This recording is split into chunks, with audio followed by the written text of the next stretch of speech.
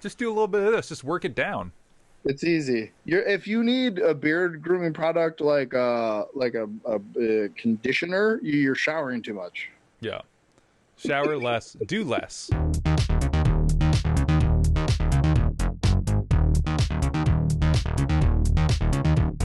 Welcome back, Video Rangers. We've got a very special episode for you today. We have with us CATV's own Brian Barthelmes from the Progress Report. Thank you. We hear that your children may in fact be lizard people. Is there any validity to these claims?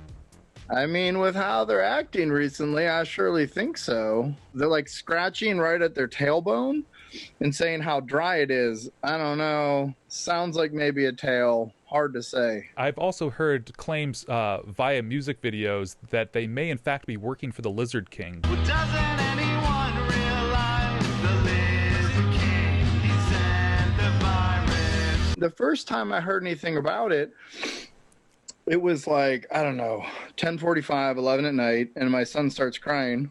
And he wasn't upset so much as talking in this kind of like, but it wasn't snake tongue. I've never heard lizard tongue, but it does seem like there's some evidence that is occurring. Where do you think these lizard children may have come from? The best guess I have for myself is that there's a very dry planet that is full of these lizard kids. They are adaptable, sometimes chameleon-like.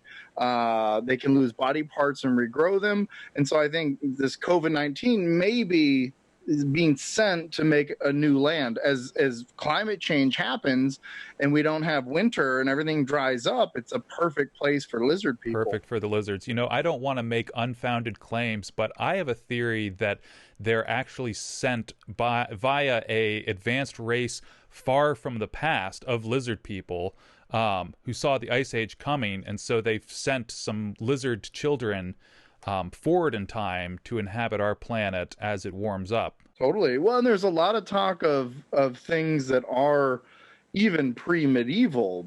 I also never saw them born. I went in and then they brought me these. I think more people should be asking questions about where their children actually come from. Speaking of pre-medieval, let's delve into when you were, I don't know, let's say an 18-year-old Brian Barthelmes. What were you as an 18-year-old? I've always been big. I'm a big human. In fact, I was wondering, I didn't want to, breach the topic too early, but how did they fit you on the internet? There's this thing, a function on the camera. If you turn left, generally, it does like a... And you can fit a little bit better. Oh, okay. Yeah, they've got a certain setting just for the people that are real big. I don't know. It's beyond me. I don't fully know, but I'm there. I've been on the internet for a while. You remember the internet? It was pretty cool. Yeah. What's the first memory you have of the internet? The internet. You'd spend 3 hours trying to get like a Silverchair tune you heard on alt radio. And it was like, it'd download all night and then end up being Britney Spears. But somehow you realize that's also fantastic pop writing. You were a big teenager, and did you have big dreams in your heart? Yeah, not really. I had one dream. It was like, get out of rural Ohio. I've always learned that if you set the bar low, it's like a lot more fulfilling, you know? Today, my wife makes these to-do lists, and today she had this big list, including trim my mustache. Haven't done it. It's been a month and a half. That was one of her goals? Yeah, and there's an asterisk next to it. It's apparently it's a very high goal. But I wrote this morning, get lost in thought for too many hours, then feel bad about accomplishing nothing. And I did that, you know? So the thing with goals is like just tweak them off so that you know you're going to do it. Did you manage to accomplishing nothing? Oh, boy. No, you're right. I technically can cross that off a list, therefore I accomplished something. Can you cross it off the list and then just erase what you crossed off? You don't cross it off the list, so the act's never complete, right? So you left Amish country, and where did you go? So my dad is like 6'5", good at sports, likes the sports. So I was a very good athlete, but I never really liked it. So I was a skateboarding kid. But at that point, I got offers to take a scholarship to play football. And so it kind of seemed like the only way to actually leave my home. Yeah, so then I played college football. And then that entered a whole other chapter of insanity. What would be a better name for football than football, do you think? I think like aggressive pushman ball. Aggressive pushman ball. You'd shorten it to pushman maybe, pushman ball. Yeah, Pushman ball. But that ball is a very weird shape, so it could be aggressive pushman oddball shape sport. Yeah, or you could do the abbreviation, which is like, APFSPOFSB. Yeah, so you ended up playing football for a little while. Aggressive pushman, oddball, shaped ball. Sports. Sport. Yeah. You always have to say sports after it, too. Yeah. It's like... Or else how are you going to know? It could be a filing system. Totally. So that was the sport you were good at. But if you could wave a magic wand and have played any sport professionally, what sport would you have wanted to have gone into? That's a good question. I need a sport that's not so sporty. So I think like bocce ball. That's not professional. Maybe curling. You don't want to get that confused with hurling, which is another aggressive pushman oddball-shaped ball sport. I'm very talented at hurling. Are you? Hurling is your insides come out and then onto the floor. Yeah. You've done that competitively? Oh, yeah. Won many awards. What's the biggest hurl you've ever hurled? It was a good 2.5 feet wide that extended beyond what I was eating, covered the eating, and then also covered merchandise in a tour van. And there was something about seeing the food as it just was, and then the food as it was once it went in and came back. So it was a poetic, smear. There was almost a natural gravy. That hurl was pretty good. That's well documented. Oh, no, hold on. In 2002... Okay, do we have a minute for a tangent? Absolutely, yes, please. So we went to this place we found. It's an Italian, like family style, but it's family style buffet. And the poor kid mouth in me just ate so much. I got so sick. Anyways, when I wound up in the parking lot and it just came out, I puked standing and it shot like a pipe stream like a cartoon. And I remember my buddy, it's broad daylight. It's like 5:30 in a Richmond strip mall. And I'm just 6'7", launching, not because I'm drunk, because I've eaten so much lasagna and tiramisu. I used to pee my pants a lot in football, right? Really? Was that a strategy? Kind of a mental strategy. If you are willing to pee yourself in a game down to your shoes, then wrecking another large sweaty man in spandex is pretty easy, right?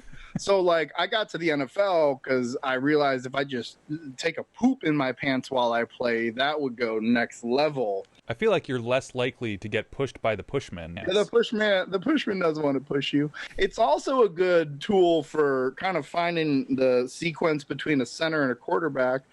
Center is the large pushman who pushes the ball through their legs to the quarterback, who's the direct pushman. Yeah, he pushes the ball through the air. Is that correct? So yeah, he pushes the ball through the air to a guy who pushes, friction over the grass to receive. He pushes his feet. Yeah.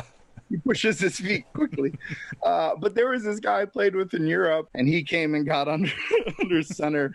And I remember just putting his hands up and be like, you, bleep, bleep, bleep, bleep. And I was like, yeah, deal with it, man. Let's rewind a little bit to the second best hurl you ever had. You said you were hurled all over some merchandise on tour. What tour was this? So I don't remember what it was in. It was doing music, though. Yeah. Tallahassee was the band. So the band started in Providence, Rhode Island in 2008, maybe. A very small state, I may add. Yeah, smallest, I believe. How did you fit there?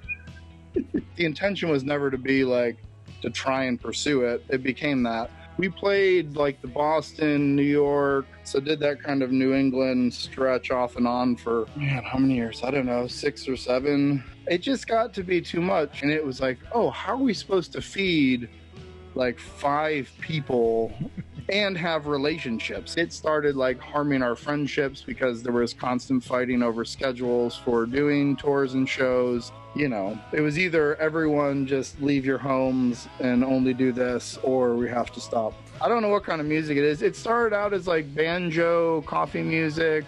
We originally got together because we just played the slowest, saddest music. And that's all we really wanted. It was this feels good to do with another person. What's, do you think, the saddest, slowest Tallahassee song? I'd say there's a song on, what record is that on? Old Ways called Daggers. And it's actually like a divorce song between me and myself and my own like stuff, you know? Darling, won't you please pull your daggers out of me? And so I had written that kind of in regards to my own mental health at the time. And I remember the first time I was playing, I was working on it in our bedroom, and my wife's just crying horribly. And I was like, what's wrong? And she's like, oh my God, like, I'm sorry, are we okay? And I was like, what are you talking about? I'm like, this is about how much I hate me. And so when that song got released, I think it was the Boston Globe did a write-up, and they were like, and the like devastatingly like brutal divorce song, Daggers. And I was like, oh, it is perceived that way, huh? Then on the flip side, what do you think the fastest, happiest Tallahassee song was? I think the fastest, happiest is actually a song called Heaven Ain't For Me. Singing, oh my God, grant me one last request. Leave my love a flower in a letter that says, I miss you, dear, but you I will not see. 'Cause you know damn well heaven ain't for me. And it's about how you're not going to get into heaven, but so you like plead with whoever is a gatekeeper to at least write a note to the person you love who will, being like, well, I accept that I'm not getting into heaven, so let's like celebrate that. That's kind of happy, right? Yeah, you know, settling for whatever you've got. I guess that could be perceived as happy, sure. For abandoning all hope. Yeah, sure, that's a happy subject. There was some love songs at some point. I love my wife. I've written her songs. She has a whole project called Soft Tales for Sleep. So I'd sing her to sleep with improvised songs, and I record them on a cassette. So when I was gone, she could listen to them. I wanna be standing there with you in the dark. Before Tallahassee, did you have any former bands before that? I had a BR8, and I'd record everything was me. The worst basic. But they were beautiful because it was like, it's all I was in it. And this started when I was 20. So those were called the Three Brians. My life, not your vacation. But there's probably a total of 7 or 8 like disc of those, and so I would just mail them. So my buddy Brian kept all of those. You got to lend it to another Brian, don't you? You got to keep it tight. He's big too. That's not true. He's actually really small. He's really small. He really is. Well, that's because you used up all the Brian. While I've got you, I get a lot of letters, listener feedback, and I was wondering if you'd like to answer some questions with me. Mm-hmm. I have a question here from Dat Guy from Texas. What becomes insane the longer you think about it? The concept of everything all the time, and where does it come from? So, yeah, that is a little overwhelming when you think about it. A question from Spider Monkey. What are some funny names for pets? Dude, dingo, doggo. Dude, dingo, doggo. Is that one name or is that 3 names? That's one. Yeah, I was at the dog park and I heard someone go, dude, dingo, dude, they're better. It's like, excuse me? And then one dog arrived. I always thought a good name for a dog would be Help. Help! Help! So Nerdy Keith writes, what's your favorite song from the 90s? Just one of them days that a girl goes through when I'm leery inside. Don't want to take it out on you. That has stuck with me since like 93. Any moment that I'm overwhelmed and feeling moody for no reason. So I'm nominating Monica as a surprise turn of events. Okay, we've got another one from Alternative Shame. What's something people care about that you don't?